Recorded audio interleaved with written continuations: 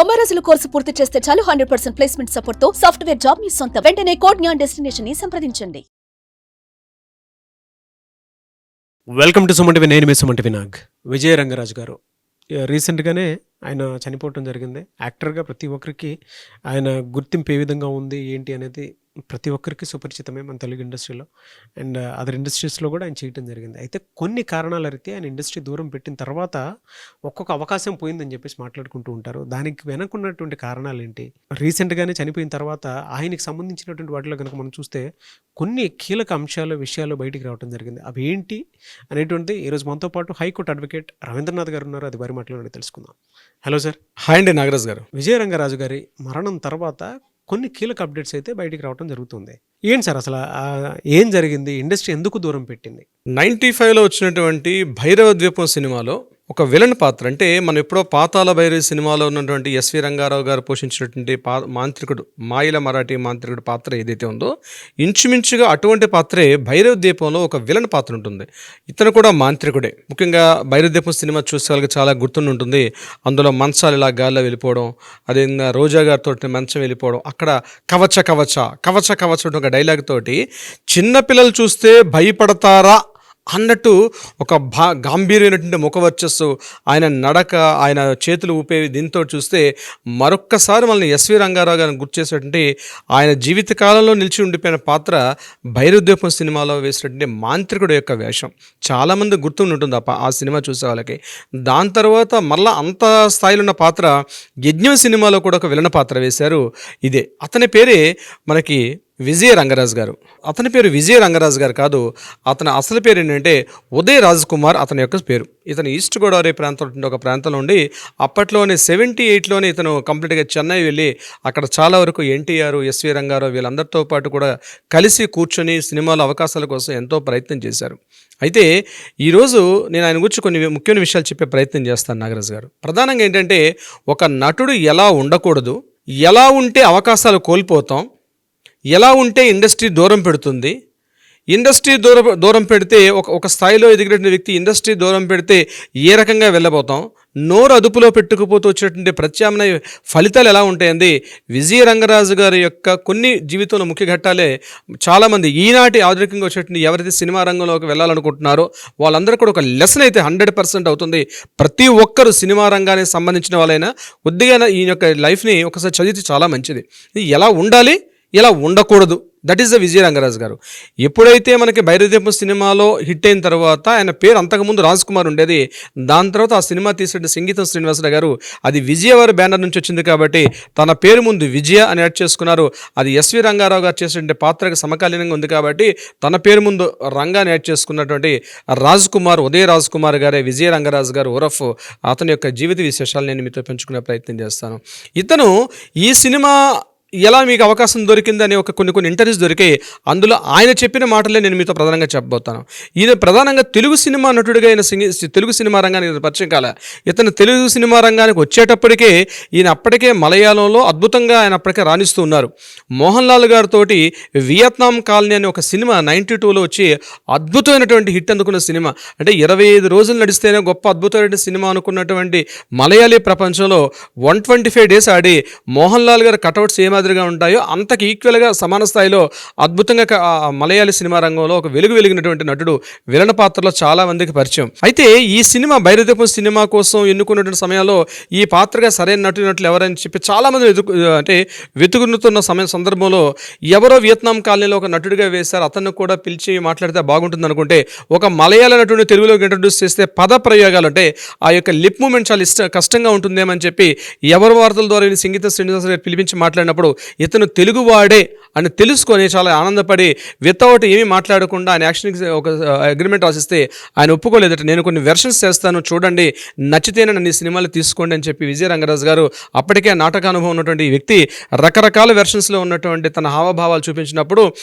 అంటే అంత ఎస్వి రంగారావు గారు లాగా, ముక్కామల్లాగా, రకరకాల రాజనాల్లాగా ఇట్లా పెద్ద అతనుకున్న సీనియర్ నటుల ద్వారా ఎలా యాక్షన్ చేస్తారో అవన్నీ చేసి చూపించినప్పుడు అవన్నీ వద్దు, కేవలం మీరేదైతే చేస్తున్నారో రమ్మని చెప్పి సంగీతం శ్రీనివాస గారు చెప్పడం, సింగిల్ షాట్లో పేమెంట్ ఇచ్చి ఆ పాత్ర తీసుకోవడం, నిజంగా భైరవద్వీపం సినిమా అంత బాగా హిట్ అవడంలో బాలకృష్ణ గారు ఎంత పేరుందో అతనికి సమఉజ్జీవిగా యాక్ట్ చేసినటువంటి మహానటుడిగా చెప్పుకోవచ్చు విజయ రంగరాజు. కానీ ఇంతటి స్థాయి ఎదుర్కొన్న వ్యక్తి ఆలాసండగా ఆ సినిమా తర్వాత మరలా కనుమరుగైపోవడం ఉంది కొంత మనకి బాధ కలిగిస్తుంది. అంటే ప్రధానంగా 95 తర్వాత సినిమా రంగం చెన్నై నుంచి హైదరాబాద్కి తరలిపోతున్న సమయంలో ఈయన హైదరాబాద్ రాకుండా చెన్నైలో ఉండిపోవడం ఉంది ఇంకొక కారణం. అంటే అప్పటికి నాకు తమిళ సినిమా రంగంలోను, మలయాళ సినిమా రంగంలోను, కన్నడ సినిమా రంగంలోని రకరకాల అవకాశాలు వస్తున్నప్పుడు చాలా వరకు సినిమా ప్రొడ్యూసర్లు, హీరోలు, డైరెక్టర్స్ అందరూ కూడా మైగ్రేట్ అయ్యి హైదరాబాద్కి వచ్చారు. కానీ ఈయన ఆ టైంలో రాకపోవడం, తరువాత ఈ వేరే కారణాలు రీత్యా ఇక్కడికి వచ్చిన తర్వాత ఇక్కడ మరలా ఆయన ఒక హోదా అనుభవించే వ్యక్తి.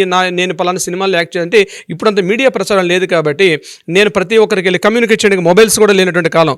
సో స్టూడియోల చుట్టూ తిరగడానికి చాలా నామోషిగా ఫీల్ అయ్యి ఆయన చాలా సందర్భాల్లో కలవాల. ఇదిలా ఒక కోణంగా ఉంటుండగా ప్రధానంగా ఆయన వ్యక్తిగత జీవితంలో ఒక సంఘటన జరిగింది.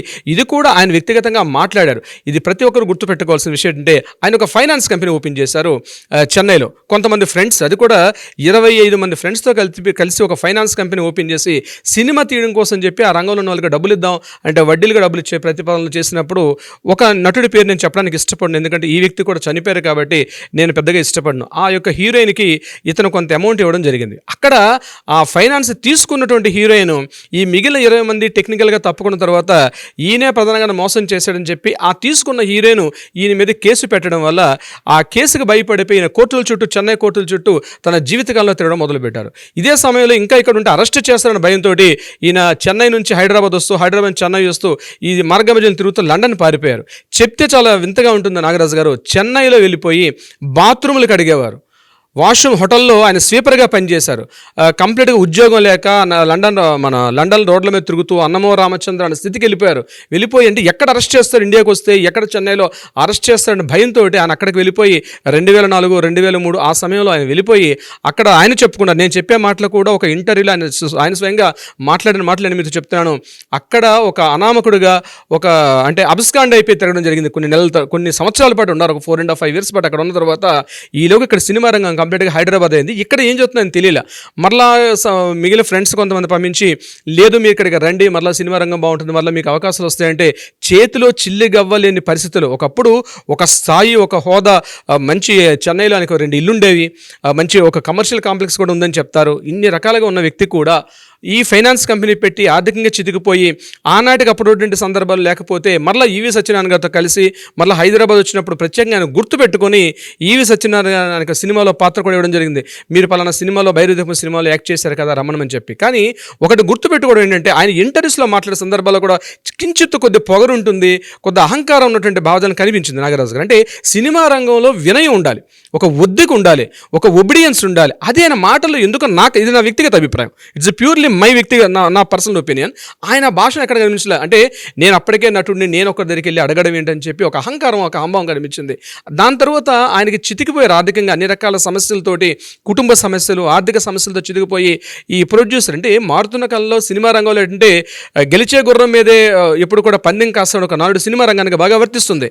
అది ఇక్కడ గెలిచే గుర్రం అయినప్పుడు కూడా ఈయన కాంటాక్ట్లో లేకపోవడం వల్ల, ఈయన కంటిన్యూటీ లేకపోవడం వల్ల, ఈయన అహంకారం, అహంభావం మాటలు, దీనివల్ల ఈయన కొంత దూరం అయిపోయారు. కానీ ఆ 5 సంవత్సరాల పాటు లండన్లో ఆయన గడిపినటువంటి ఇబ్బందికరమైన పరిస్థితులు ఆయన ఒక సందర్భంలో మాట్లాడుతూ ఒక ఇంటర్వ్యూ చేశారు ఆయన.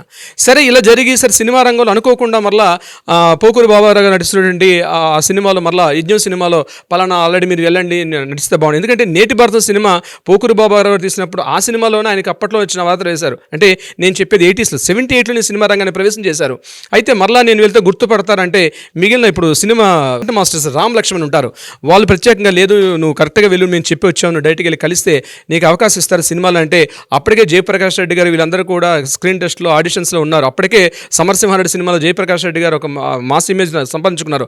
అటువంటి వ్యక్తి ఉంటుండగా నాకు ఎలా వస్తారంటే, లేదు ఖచ్చితంగా మీరు వెళ్ళండి, అవకాశం వస్తుందని రామలక్ష్మణ్ గారు చెప్పడం, ఫైట్ మాస్టర్స్ రామలక్ష్మణ్ గారు చెప్పడం, వెళ్ళి ఈయన ప్రత్యేకంగా కలిసిన తర్వాత ఈయనకి యజ్ఞం సినిమాలో గోపీచంద్ గారికి ఆపోజిట్గా ఈయనకి ఒక విలన్ పాత్ర కూడా లభించింది.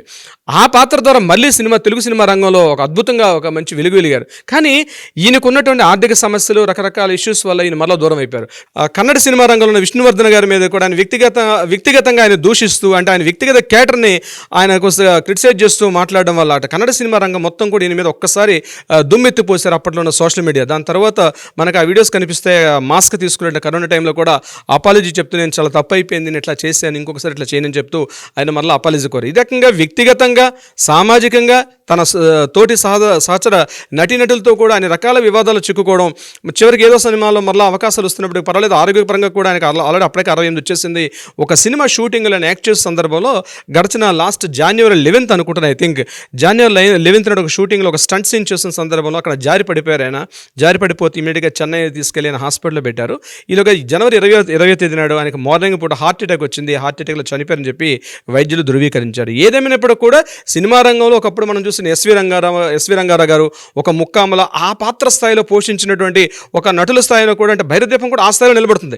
ఎన్టీఆర్ బాలకృష్ణ గారి కెరీర్లో ఇన్ని సినిమాలు తీసినప్పుడు కూడా భైరవదీపం సినిమా ఎలా ప్రత్యేకంగా ఉంటుందో, సినిమా రంగం ఏంటి ఈ 85 సంవత్సరాలు అవుతుంది సుమారుగా తెలుగు సినిమా రంగంలో. భైరవదీపం సినిమాలో ఆ నటుల స్థాయిలో ఇంచుమించుగా చేసింది 2-3 పాత్రల్లో విశేషణ పాత్రలైనా ఆ పాత్ర ఇప్పటికి కూడా గుర్తుండిపోయే పాత్ర. అయితే ఆయన కుటుంబ సభ్యులందరికీ కూడా మరొకసారి ఆయనకి మనం శ్రద్ధాంజలి ఘటిస్తున్నాం.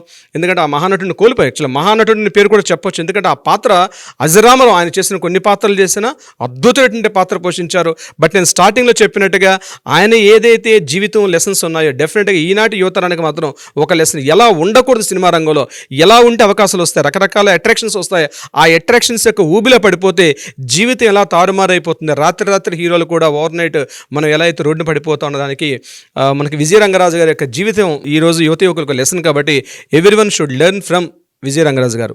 Thank you so much Nagaraju గారు.